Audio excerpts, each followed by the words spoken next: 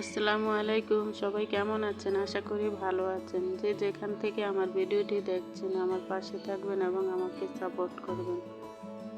আর যদি ভিডিওটি ভালো লেগে থাকে তাহলে আমার চ্যানেলটিকে সাবস্ক্রাইব করে আমার পাশে থেকে যাবেন। তো সকালবেলা ঘুম থেকে উঠে দেখি রাহিনের আব্বু বাজার নিয়ে আসছে। তো উনি যে বাজারে গিয়েছে আমি জানি না, আমাকে না বলেই বাজারে গিয়েছে। তো আমাকে বলে গেলে আমি কিছু মাছ আনার জন্য বলে দিতাম। তো আমাদের ফ্রিজে তেমন কোনো মাছ নেই, তবে একটা মুরগি নিয়ে আসছে বড় সাইজের। আর এখানে ওদের জন্য কিছু খাবার আর কাঁচা তরকারি। তো আমি এই বাজারগুলো এখন সুন্দর করে গুছিয়ে রাখি। আসলে আমাদের মতো মধ্যবিত্ত যারা আছে তাদের অনেক হিসাব করে গুছিয়ে চলতে হয়। কিছু কিছু মানুষ আছে মুখে মধু আর মনে বিষ নিয়ে ঘুরে বেড়ায়, তারা কখনো কারো প্রিয় হতে পারে না। আপনি যত সুন্দর হন না কেন সবাই আপনাকে সুন্দর বলবে না। আপনি যতই ভালো হন না কেন সবাই আপনাকে ভালো বলবে না। আপনি যতই খারাপ হন না কেন সবার চোখে আপনি খারাপ না। সোজা কথা, আপনি হাজার চাইলেও সবার মন জয় করতে পারবেন না। আমি এখন ডিমগুলো ফ্রিজে রেখে দেব।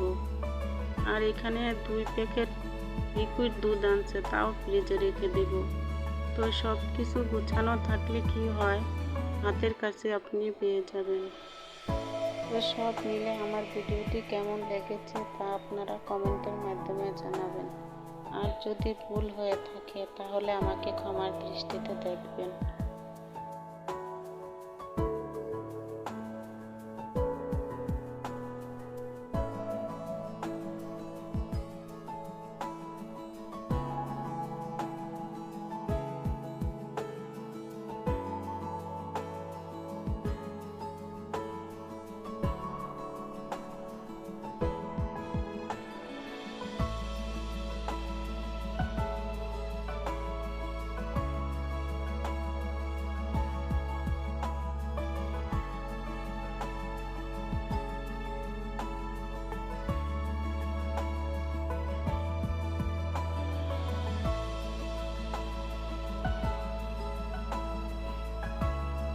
তো সকাল থেকে দুপুর পর্যন্ত বাজার গুছিয়ে ঘর পরিষ্কার করে দুপুরে খাওয়া দাওয়া সেরে বিকালের দিকে একটু ঘুমিয়েছিলাম।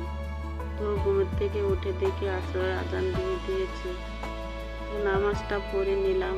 তারপর মাগরিবের নামাজের পর দেখি রাহিনের আব্বু ওর জন্য নাস্তা নিয়ে আসছে।